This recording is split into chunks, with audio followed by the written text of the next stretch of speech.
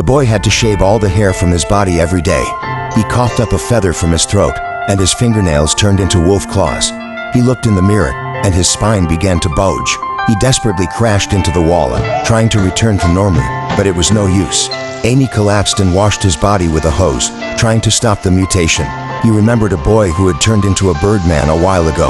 The birdman had rushed at him, staring intensely, but hadn't harmed him. Amy found the birdman in the forest. His wing was injured. Their eyes met, and Amy felt a strange sense of familiarity. He wanted to help the birdman fly. Amy took the birdman to the lake and jumped into the water to clear the fallen branches. The birdman noticed Amy's mutated spine and slowly let his guard down. Amy cleared the branches, moved them to the shore, and stood on one of them, jumping into the water to show the birdman it was safe. The birdman sprinted along the branches, flapped his wings, and flew, but still fell into the water. Amy was very worried. He took medicine out of his bag to treat the birdman's wound and encouraged him to try again.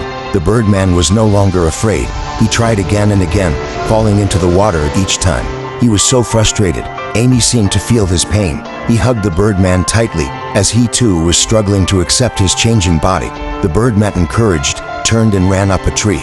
Amy watched him nervously, but the birdman was determined. He spread his wings and dove down. He flew past Amy, and finally he was flying. Amy was so excited, watching his friend soar freely through the trees. He felt a huge sense of encouragement. He cheered for his friend. The birdman flew around Amy, showing his gratitude. Amy walked into the water. His back was becoming more and more hunched, but he was finally starting to accept his body's changes.